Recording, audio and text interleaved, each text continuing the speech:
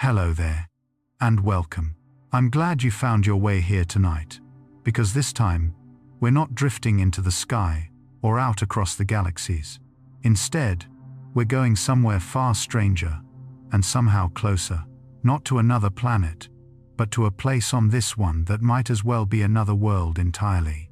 Tonight, we're sinking down into the Mariana Trench, Earth's deepest abyss, a place more alien than the surface of the moon, yet hidden right here beneath the waves.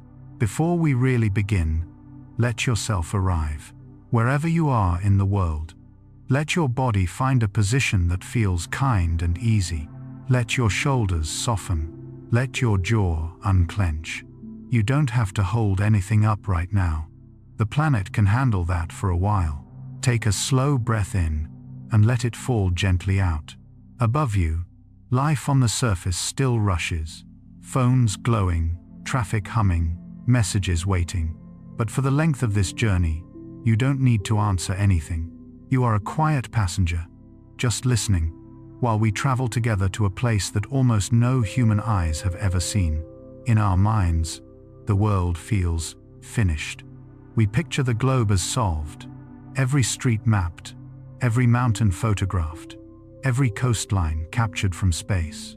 We tell ourselves, there are no more blank spaces, but that belief only belongs to the surface. Our true maps end at the water's edge. Beyond that, most of what we draw is soft guesswork. Blurred sonar swirls, painted into neat colors, shading in an ocean floor we've barely touched.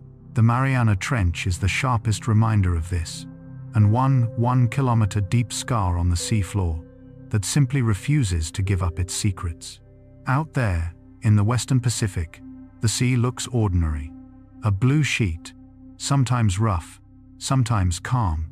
But beneath that calm, the water falls away into a vast, narrow wound in the crust of the earth. Pressure there grows with a kind of quiet, patient cruelty. Every 10 meters you descend, another atmosphere of weight presses in. At the very bottom, the water pushes with more than 1,000 times the pressure you feel right now. It is a place where steel can crumple like paper, where bone would simply fail, where the rules of chemistry and biology begin to bend.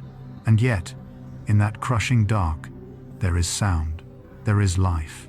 There are strange creatures made of glass and gelatine, giants grown from tiny beach hoppers, and ghostly fish that would melt if we tried to bring them home. There are also our own fingerprints, a drifting plastic bag that reached the bottom long before most of our ships, and possibly sealed secrets from the paranoid years of the Cold War.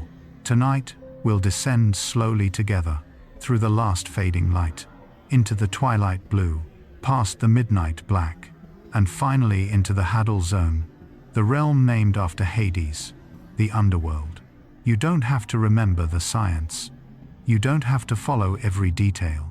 Just let the images float past like marine snow, gentle, slow, and soft. If your mind wanders, that's perfectly fine. If you drift off to sleep somewhere along the way, the trench will keep dreaming without you. Take one more easy breath, and when you're ready, we'll begin our quiet fall into Earth's deepest abyss. Chapter 1. Leaving the map behind. You can imagine the surface of the ocean first. In your mind's eye, let it be late evening. The sky is a deep, fading blue. The last light of the sun has already slipped below the horizon, leaving only a long, gentle glow. The water looks almost calm, rolling in slow, broad swells that rise and fall like the breathing of something ancient. From far above, from the point of view of a satellite, this part of the Pacific looks ordinary. Just another patch of blue on a spinning globe, a smooth, anonymous surface. If you glanced at a map, you might see nothing more than a few contour lines, a label, Mariana Trench, a thin word stretched over a vast unknown. We live in a time when maps feel complete. We can zoom down from space to street level in seconds. We can trace the shape of rivers, the lines of highways, the outlines of cities glowing at night. It feels like the Earth has surrendered its mysteries. But that feeling is an illusion the ocean quietly corrects. Our maps, the ones we trust, are surface creatures just like us. They cling to coastlines, mountain peaks, airport runways. When they try to wander into the deep, they start to blur. Colors become estimates. Depths become guesses. The truth is that most of the ocean floor has never been seen directly by human eyes, or even by a camera. Now, gently, imagine you are no longer floating on the surface, but beginning to sink. At first, nothing feels dramatic. 10 meters down, you are still in the light. Sunbeams streak through the water, dancing, broken into rippling strands.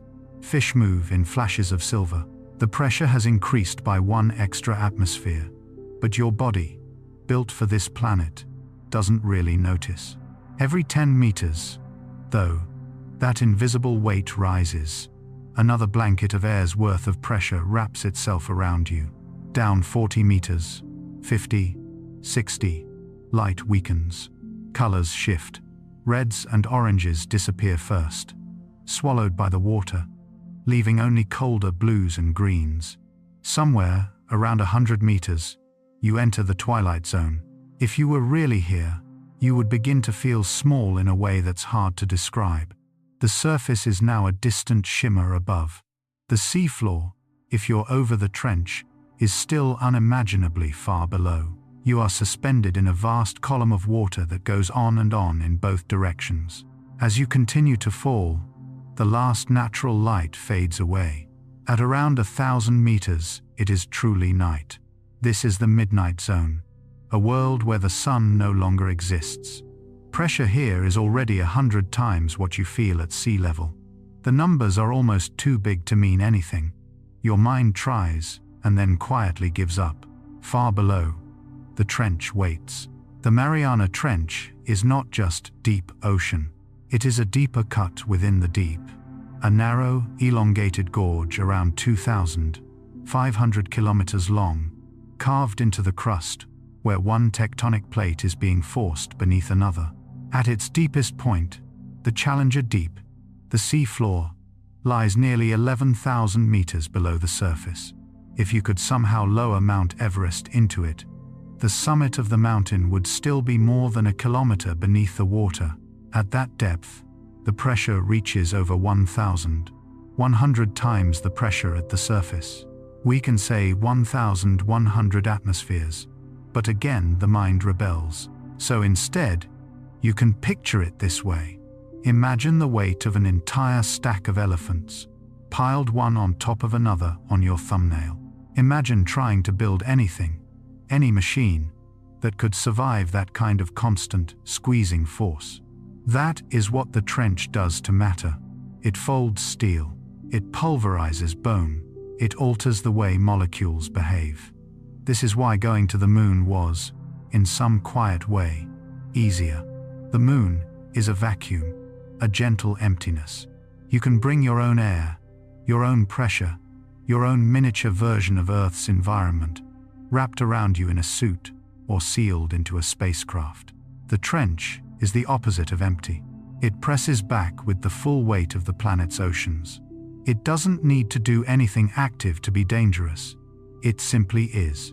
As you sink in this imagined descent, you pass through zones that oceanographers have named like layers of an underworld: epipelagic, mesopelagic, bathypelagic, and finally, below 6,000 meters, the Hadal Zone, the realm named after Hades, the ancient god of the dead.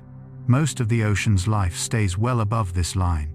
For a long time, we assumed that almost nothing could exist down here, where the pressure doesn't just squeeze bodies, but begins to interfere with the chemistry of life itself. Proteins unwinding, cell membranes stiffening, metabolism failing. And yet, as we'll discover, life has found ways. For now, though, in this first chapter, you can simply rest with the feeling of falling, not in a frightening way, but in a slow, controlled, peaceful descent, like riding an elevator through the planet's different moods. Above you, the surface world grows quieter. The familiar sounds fade. The constant chatter of human life becomes very small.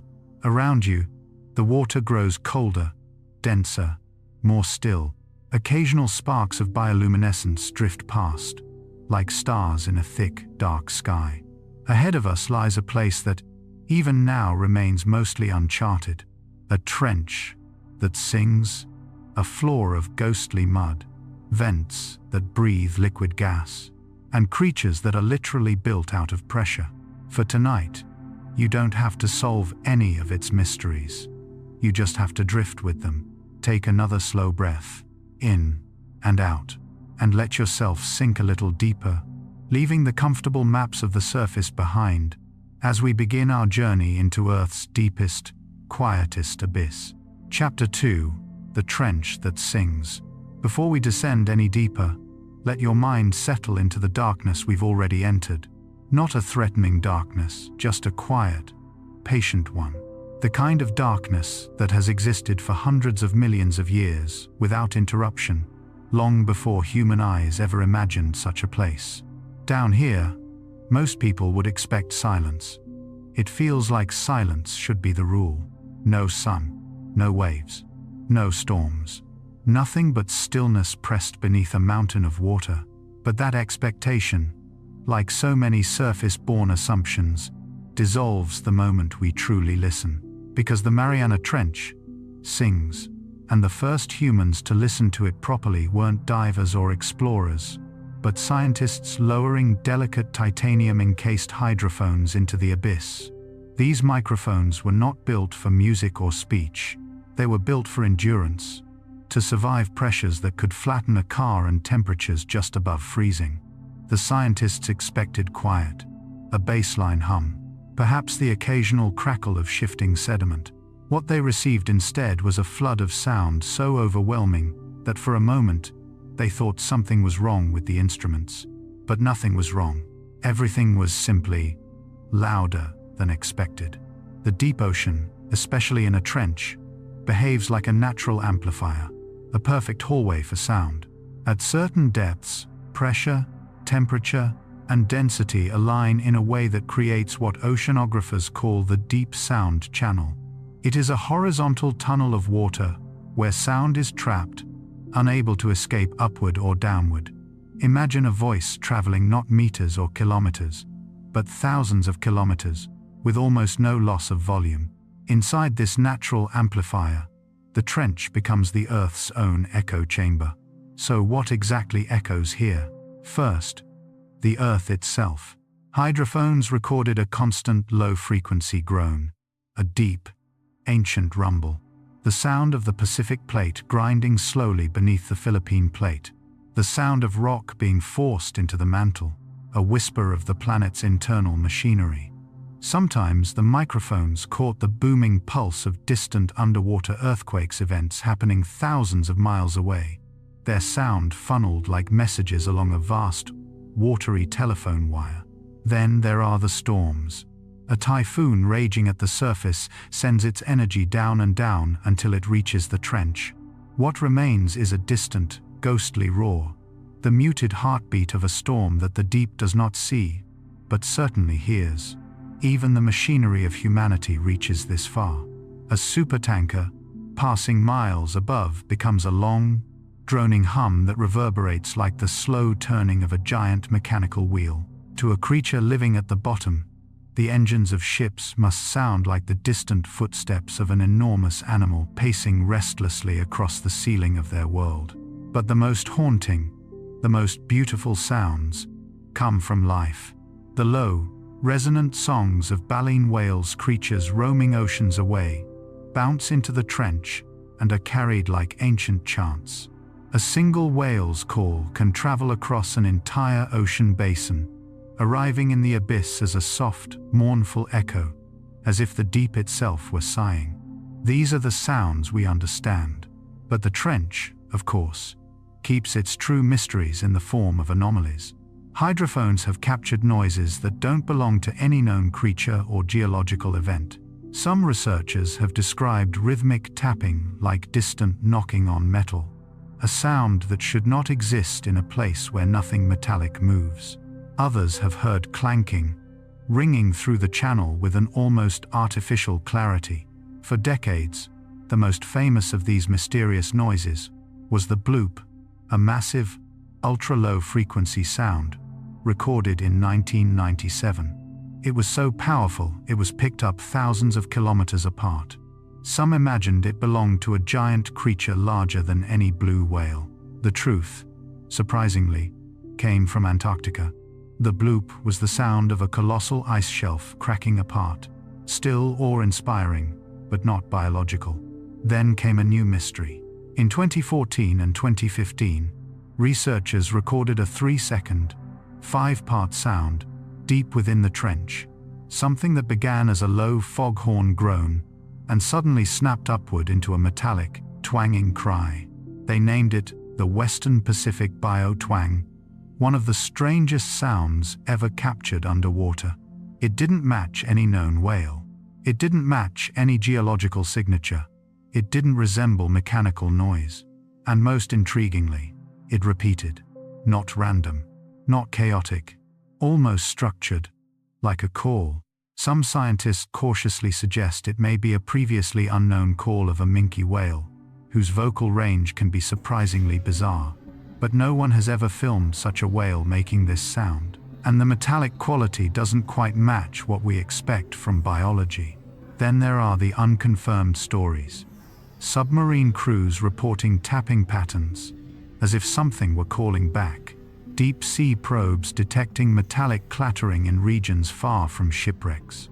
Robotic floats hearing brief, sharp impacts that seem too regular to be coincidence. Perhaps the trench is echoing long-dead shipwrecks shifting on the seafloor. Perhaps it is the clatter of rocks in steep submarine canyons. Or perhaps the deep simply refuses to reveal everything.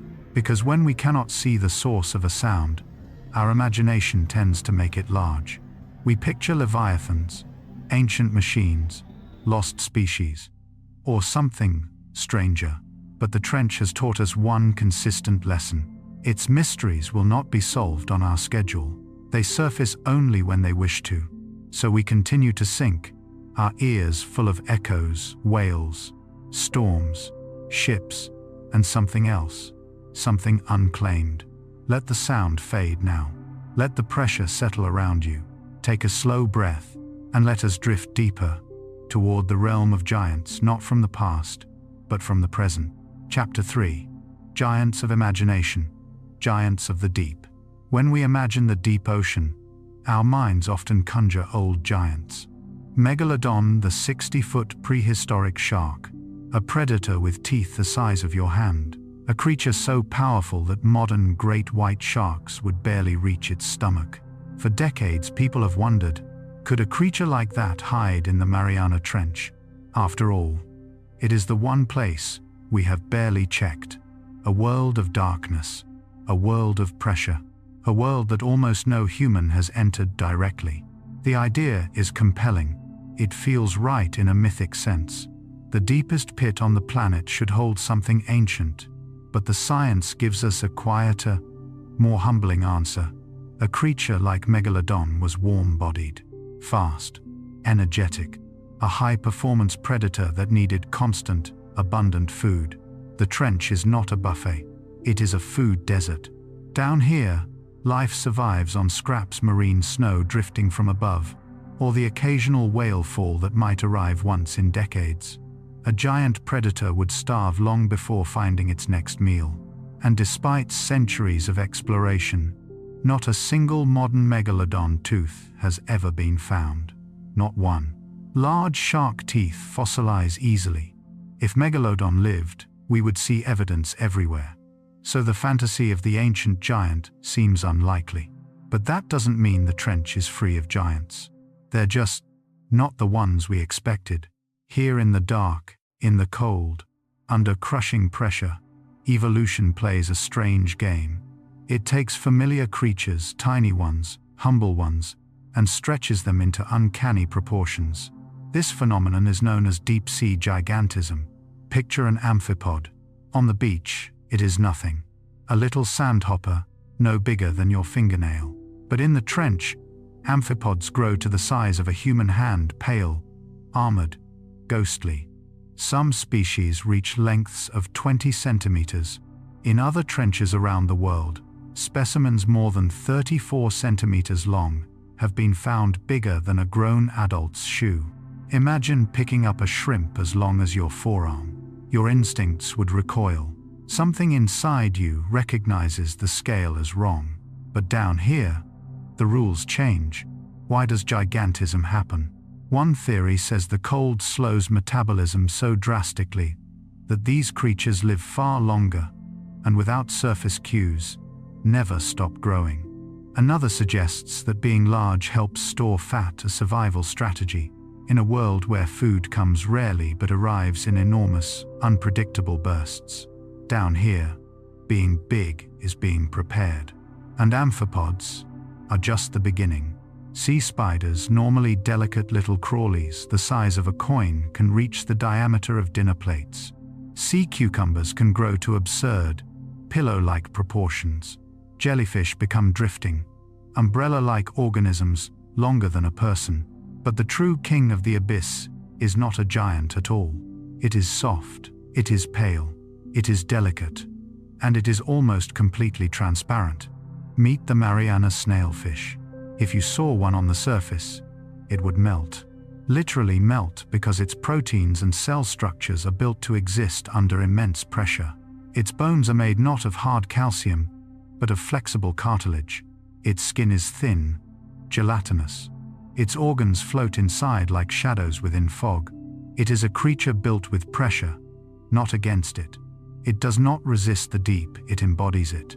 Despite its fragile, ghost-like appearance, it is the apex predator of the Hadal zone.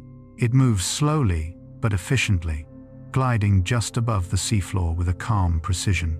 Amphipods fear it not because it is fast, but because it is perfectly adapted.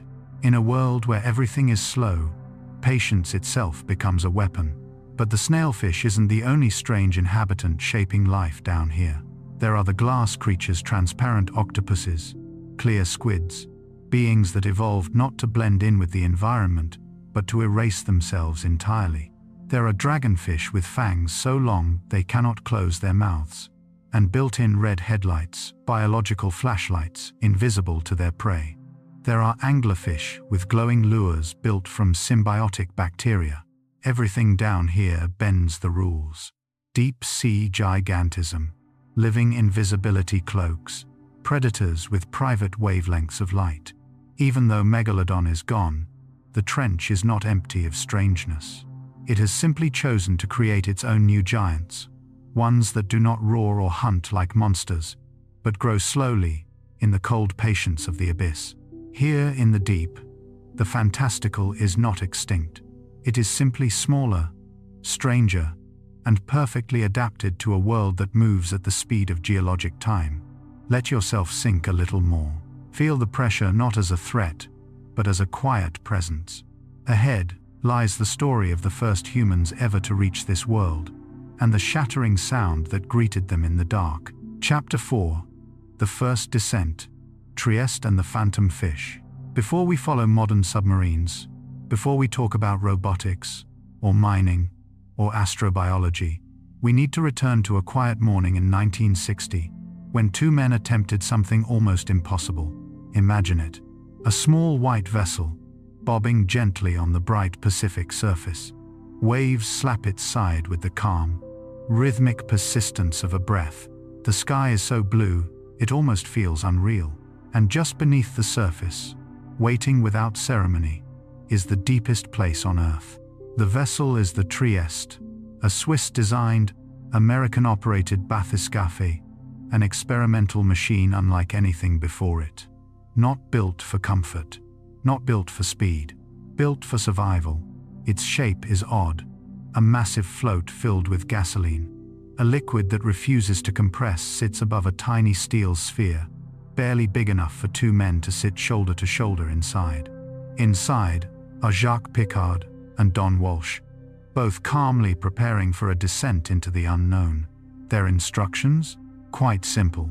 Touch the deepest floor on the planet. No one truly knew whether the sphere would survive the pressure. The calculations said yes. But numbers tend to behave themselves on paper. The same cannot always be said deep in the Earth's oceanic underworld. As the Trieste begins its descent, the sunlight fades in layers. First blue, then green, then nothing. The world becomes black, absolute, and complete. The men switch on their internal lights and settle into the dark silence. The descent will take nearly 5 hours. Just think about that. 5 hours of sinking. 5 hours of pressure building slowly, relentlessly. 5 hours of waiting. The temperature drops. Condensation forms on the sphere walls. The metal creaks and groans as the weight of the ocean presses in. Somewhere around 30,000 feet, more than 9 kilometers down, it happens. A single, sharp, explosive crack. Not a soft creak. Not the gentle settling of metal. A bang that vibrates through the tiny sphere with the violent clarity of a gunshot. Pickard and Walsh freeze. They check pressure gauges. They check for water leaks. They check for structural failure. There is no rescue plan. There is no tow line.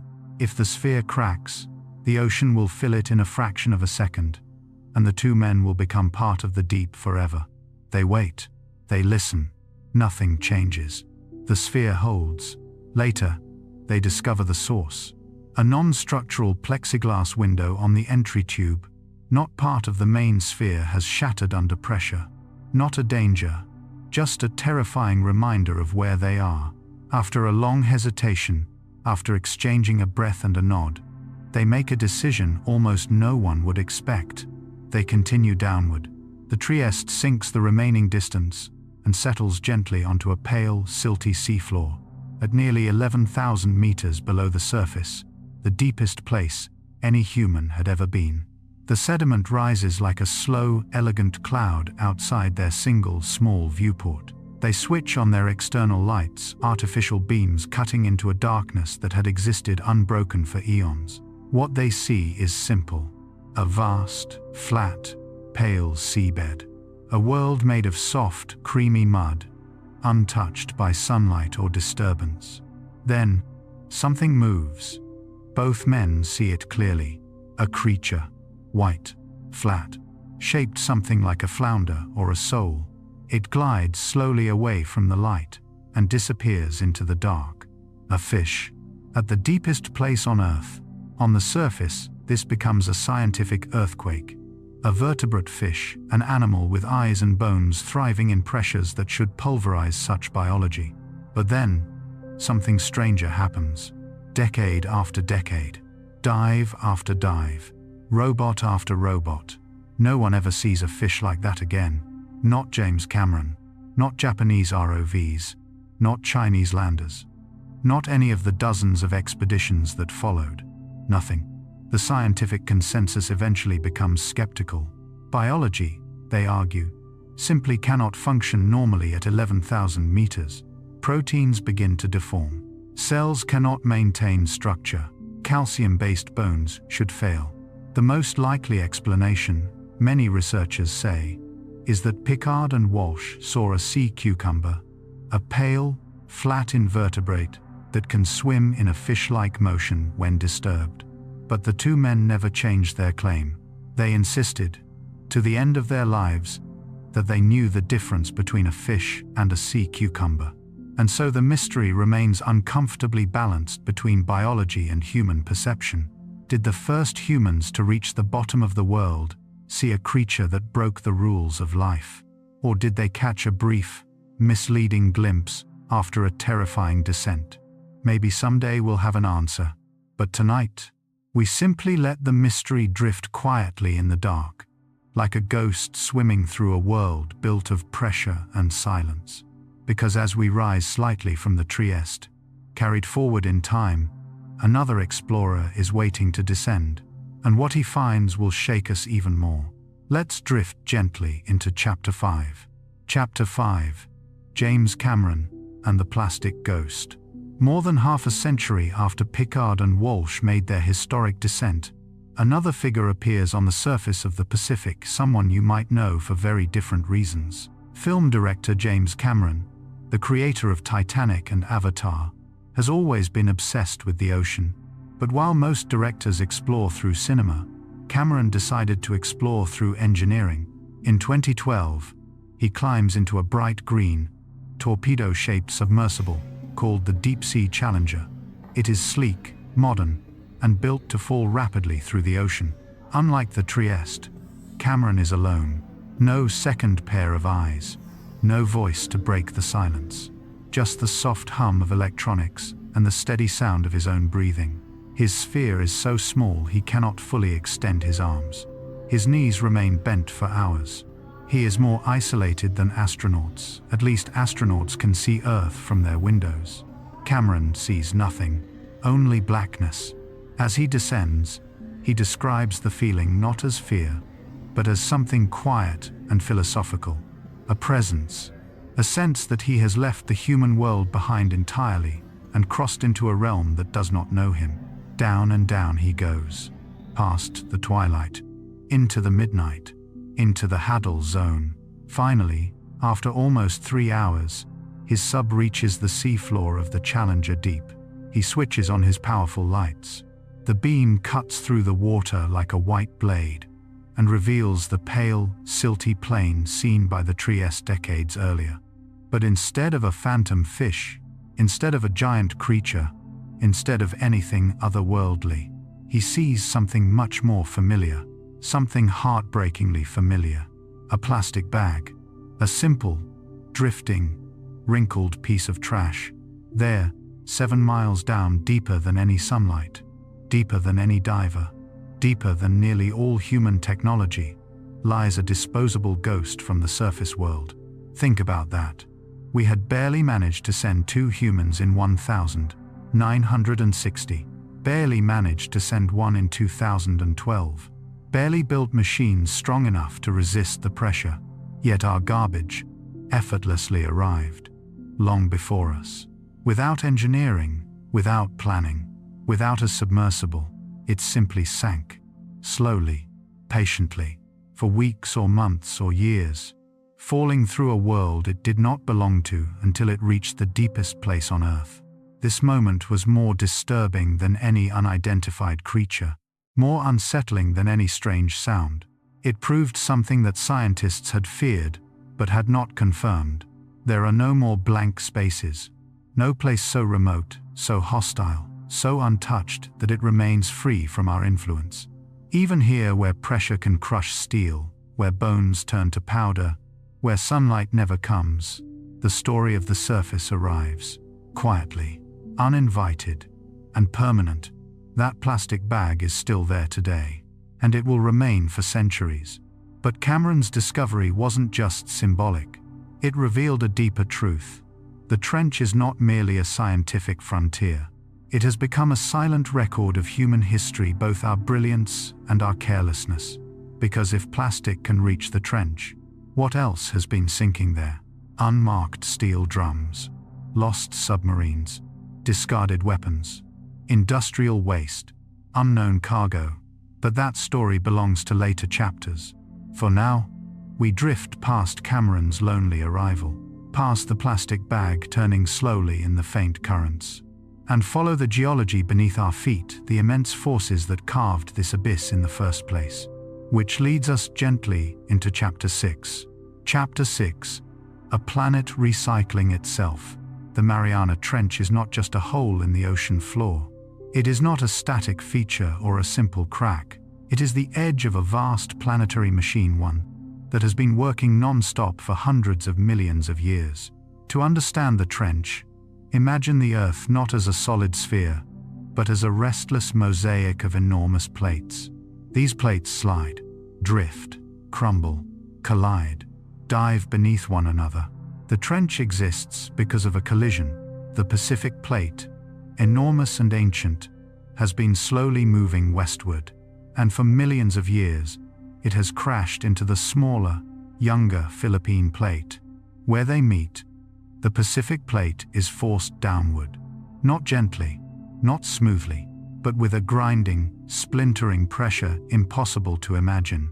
This process is called subduction. As the Pacific Plate dives beneath the Philippine Plate, it drags the edge of the upper plate downward, creating the deep V shape we know as the Mariana Trench. The movement is slow, only a few centimeters per year, the speed your fingernails grow. But over geological time, this slow motion becomes power beyond comprehension. The trench is, right now, deepening, changing, bending the Earth's crust downward inch by inch, a dynamic wound. Subduction zones like this are also responsible for some of the planet's most powerful earthquakes. Earthquakes so deep they shouldn't exist at all. Most quakes occur near the surface, but the trench produces earthquakes hundreds of kilometers down, inside hot, pressurized rock that should bend like clay instead of breaking. When these deep quakes occur, the energy can lurch upward, forcing the overlying plate to snap. This sudden release can displace an enormous column of water, triggering tsunamis that cross oceans. In this sense, the trench is a quiet engine of catastrophic power, an unseen architect of disasters. But not all of its geological expressions are violent. Some are simply strange. Near the Ahiku volcano in the trench system, scientists discovered vents unlike any others. Chimneys, venting, shimmering bubbles of almost pure liquid carbon dioxide. On the surface, CO2 is always a gas. To make it liquid, you need freezing cold temperatures and crushing pressure. Here, the ocean provides both. This place is called the Champagne Vent. It is one of Earth's only known natural sources of liquid too. Nearby, in a different mood entirely, the trench hosts fiery hydrothermal vents, black smokers. Here, seawater sinks deep into cracks in the crust, approaches molten magma, heats to more than 400 degrees Celsius, and rises back through chimney-like towers. It should boil, but it doesn't because the pressure is too great. Instead, it becomes a superheated, acidic fluid filled with dissolved metals. When this fluid hits the cold ocean water, it bursts into clouds of mineral-rich dust, forming towering chimneys of copper, zinc, iron, and rare earth elements. For decades, we assumed these vents were sterile. What could live in toxic water hot enough to melt lead? But life doesn't follow surface rules. These vents turned out to be cradles of abundance covered in giant tube worms with no mouths, blind crabs, and shrimp crowding around the heat like stars around a sun. And these ecosystems suggested something profound. Life might not need sunlight at all. Chemosynthesis life, nourished by chemical reactions rather than sunlight, might even have been the first spark of biology on Earth. Some scientists now believe the earliest life may have begun in places like these. Deep, hot, pressurized vents, where chemistry has the energy to self-organize. If that is true, then the trench is not just a geological scar. It is a portal into our planet's most ancient story, a story written in rock, heat, and darkness. And as we drift away from the vents, gently rising and sinking with the slow currents, we approach the realm of the trench's true inhabitants. Ghosts, giants, transparent hunters, and creatures built from pressure itself. But before we meet them in full, take a slow breath. Let the heat of the vents fade from your imagination. Let the darkness settle again. Let the weight of the deep cradle your thoughts. Chapter 7. Creatures built of pressure and light. Imagine drifting just above the seafloor now. The water is so dense, so cold, so still that it almost feels like time itself has slowed. This is the Haddle Zone, the deepest biome on Earth. Life here doesn't simply survive pressure, it requires it. These creatures are shaped, sculpted, held together by the immense weight surrounding them. If we brought any of them upward toward the surface, they would not explode as movies suggest. They would melt, because without pressure, their bodies lose the very structure that holds them together. This is the realm of the Mariana snailfish, a creature so fragile, so ghost-like, that it seems almost imaginary. Picture it. A fish no longer than your hand, skin so translucent you can see its organs, a body made not of hard bone but flexible cartilage. Instead of resisting pressure, its biology has become one with it. Inside its cells are special molecules called piezolites, which protect proteins from folding, twisting, or collapsing under impossible weight. The snailfish has not armored itself for the deep. It has softened itself for it. It glides through the water with the slow, effortless calm of a creature perfectly at home here. It is delicate, it is gentle, and it is the apex predator of this underworld. In the dark, where there are no shadows, no caves, and no plants, survival becomes a game of patience and invisibility. Which brings us to the glass creatures, beings evolved to be almost entirely transparent. The telescope octopus drifts like a ghost. Its body is so clear that only two enormous tubular eyes stand out. Eyes shaped like binoculars, constantly pointed upward, scanning for faint silhouettes of prey. It has no pigment, no camouflage, no ink sac. Its defense is simplicity. Become invisible. Another resident, the glass squid, has evolved an even stranger trick. Its digestive gland and eyes are opaque, perfect targets for predators hunting with bioluminescent beams. So the squid learned to create its own faint glow, matching the light filtering from above. This is called counter-illumination, a natural invisibility cloak that erases its shadow entirely. It is hard not to admire the elegance of these beings, soft, transparent, drifting like living reflections of the water itself. But other creatures here use light differently, not to hide, but to hunt. One of the most iconic is the anglerfish. Its body is dark, globular, and motionless. Its teeth curve inward like hooks, and from its forehead extends a fleshy filament tipped with a glowing lure, an entire colony of symbiotic bacteria shining softly in the dark. In a world where food is rare, the anglerfish does not chase. It waits. Its lure pulses gently, mimicking prey. A curious fish wanders close, drawn by the only light in an endless blackness. Then, a sudden snap, the jaws close. The energy is saved, not wasted. Even more astonishing is the dragonfish, a long, thin predator with fangs too large to fit inside its mouth. But its true superpower is something almost unbelievable. It has biological red headlights. In the deep, nearly all creatures can only see blue wavelengths, the only color that penetrates from the surface. Red light is invisible, like shining a flashlight in a room full of blind eyes. The dragonfish evolved both to produce and see red light, giving it a private searchlight. It illuminates its prey without being detected, an evolutionary sniper scope. Imagine drifting in total darkness, believing yourself unseen, while a slender predator watches you through a light only it can perceive. Down here, light is language, weapon, and lure. It is rare, precious, and powerful. And yet, some creatures reject light entirely and instead build their strategy on endurance. The seafloor is dotted with giant single-celled organisms, larger than your fist xenophyrophores. These are not colonies. They are not animals. They are simply one enormous cell, crawling slowly across the mud, building intricate shells from grains of sediment. They survive where inner complexity fails, proof that in the deep, simplicity can be its own kind of genius. Pressure, softness, transparency, light, silence. Each creature in this realm has found a way to survive in a place that reshapes everything it touches.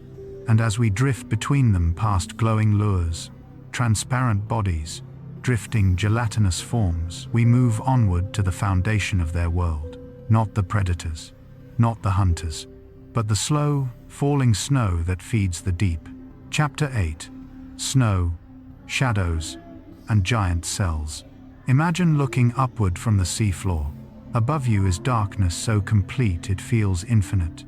But if your eyes could see the microscopic, you would notice something gentle happening. It is snowing, not ice, not clouds, but marine snow, a slow, delicate, endless rain of organic dust that sustains nearly every creature in the abyss. These particles are the remains of life from above. Microscopic shells, fish scales, dead plankton, fragments of jellyfish, tiny pellets of waste. Each speck drifts from the sunlit world miles above, falling for weeks or even months. 90% of it is eaten before reaching the bottom. What remains is barely enough crumbs from a feast long finished. Yet this is the base of the deep-sea food web. Below, everything is slow. Everything waits. Everything survives on patience. Giant sea cucumbers sift the mud for nutrients. Amphipods scurry through sediment like pale scavengers. Snailfish glide above the seafloor, hunting whatever small creatures emerge from the mud. And scattered across this lonely plain are some of the strangest organisms ever discovered. Xenophyophores, gigantic amoebas. They are single cells the size of dinner plates. They move by slowly shifting their inner fluid. They build shells called tests from sand grains, shards of shells, mineral flakes, and bits of sediment, glued together with secreted proteins. Their structures are astonishingly detailed. Lattices, spirals, delicate branches. If these tests were the size of buildings, they would resemble alien cathedrals. But why grow so large? Pressure here prevents complex skeletons from forming. Calcium becomes unstable. Bones fail. So the deep rewards simplicity. A giant amoeba can thrive where vertebrates cannot. Then there is the supergiant amphipod, a creature that looks like a deep-sea shrimp stretched far beyond comfortable proportions. Some reach 30 centimeters or more. Why such gigantism? Theories vary. The cold slows metabolism, extending lifespan. Longer lives allow continuous growth. Large bodies store more fat, and in a world of starvation, size becomes insurance. See, whatever the cause, these amphipods swarm traps lowered into the trench, piling on one another like pale armored insects from a forgotten world. But marine snow isn't the only source of energy. Something stranger lies beneath the mud. Drill deep enough into the seafloor, and you find microbes living inside the rock itself, consuming minerals, breathing chemistry. Some may even feed on radiation from decaying isotopes trapped in the crust. This idea is called the shadow biosphere, a hidden ecosystem running parallel to the one we know. Life that takes 1,000 years to divide. Life whose metabolism is so slow it borders on geological time. If true, the trench holds not one ecosystem, but two layered atop each other. The sun-dependent world, and a dark, self-contained world fueled by rock and radiation. Two worlds sharing the same space, but not the same rules. And in rare moments, perhaps once in decades, the deep receives a miracle, a whale fall. A 40-ton or 90-ton whale dies above, sinks for days, and becomes a sudden mountain of food. This jackpot supports entire communities for decades. First, scavengers strip flesh. Then opportunists feed on enriched sediment. Then, bacteria digest lipids from bone, releasing sulfides that attract worms and clams. A whale's skeleton becomes a miniature hydrothermal vent, an island of life lasting a century. But rare miracles cannot sustain an ecosystem forever. Marine snow must fall. Microbes must feed. Amphipods must scavenge. And the ghostly predators drift on. This delicate balance is what keeps the trench alive. But soon, we encounter a different shadow, one cast not by biology, but by human hands. Chapter 9. Dumping Ground and the Future Gold Rush. As we drift through this ancient, patient world, we stumble upon something deeply unsettling. A barrel. A rusted steel drum sitting on the seafloor. Then another, and another.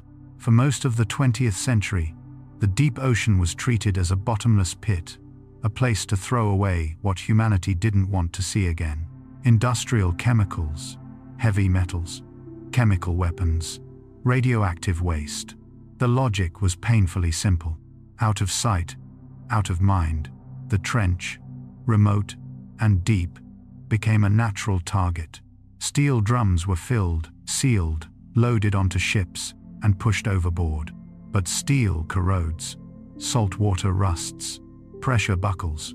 And when these containers rupture, The toxic contents settle into the soft sediment of the trench, where microscopic life absorbs them, where amphipods ingest them, where the contamination enters the slow, fragile food web.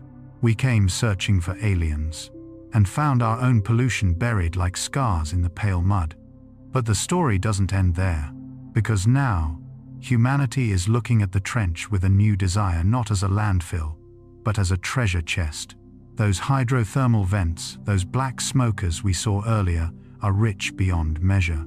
Their mineral deposits contain copper, zinc, silver, gold, rare earth elements essential for electronics. On land, these minerals are politically and environmentally difficult to extract. Down here, they sit untouched. And this has triggered a quiet fever, a deep-sea gold rush. Nations and corporations are designing colossal robotic harvesters, machines the size of buildings meant to crawl along the seafloor, grinding the vents into powder and pumping the slurry upward through massive hoses. If deployed, these machines would destroy the only oases of life in the abyss. They would flatten entire vent ecosystems that may hold the secrets to life's origin. Sediment plumes stirred by mining could drift for miles, suffocating organisms not even targeted by the operation. On paper, the Mariana Trench is protected as a marine national monument. But enforcement in the deep ocean is nearly impossible. A robotic miner wandering a few kilometers into a protected zone leaves no witnesses, and parts of the trench lie in international waters areas overseen by the International Seabed Authority, which is currently drafting mining regulations. The ocean obeys no human borders. Sediment does not stop at lines on a map. Toxic plumes drift.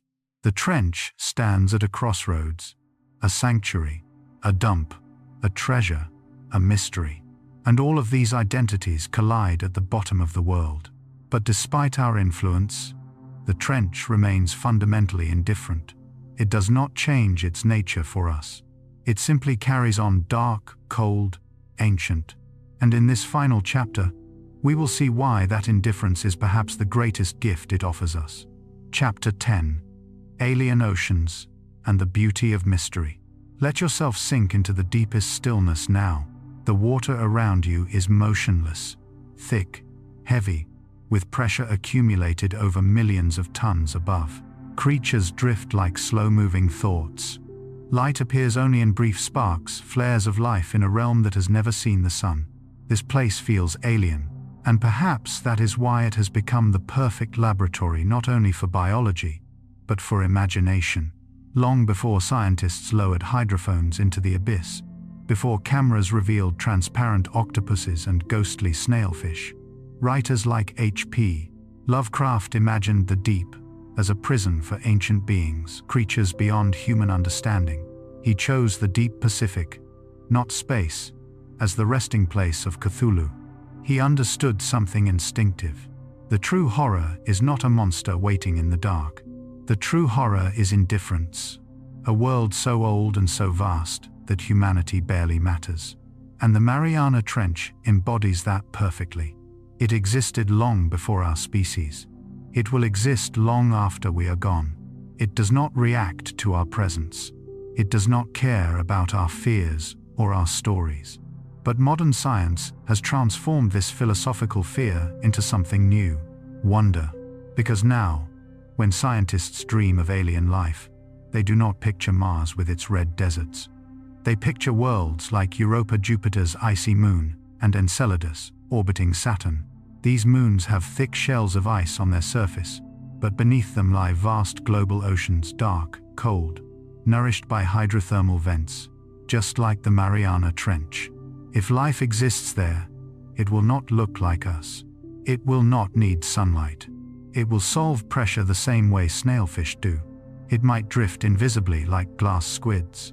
It might feed on chemical gradients, like tube worms.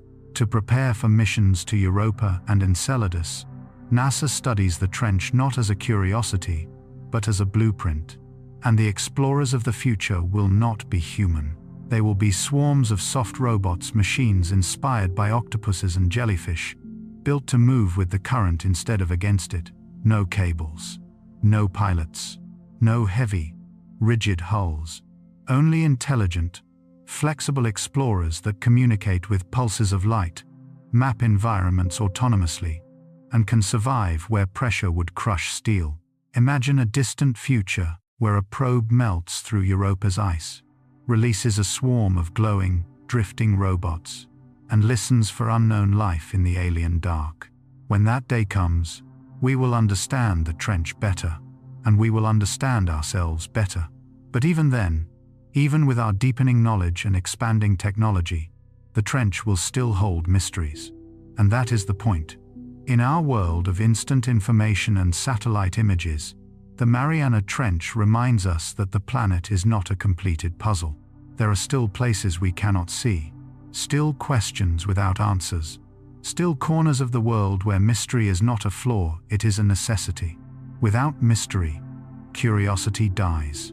Without curiosity, science stalls.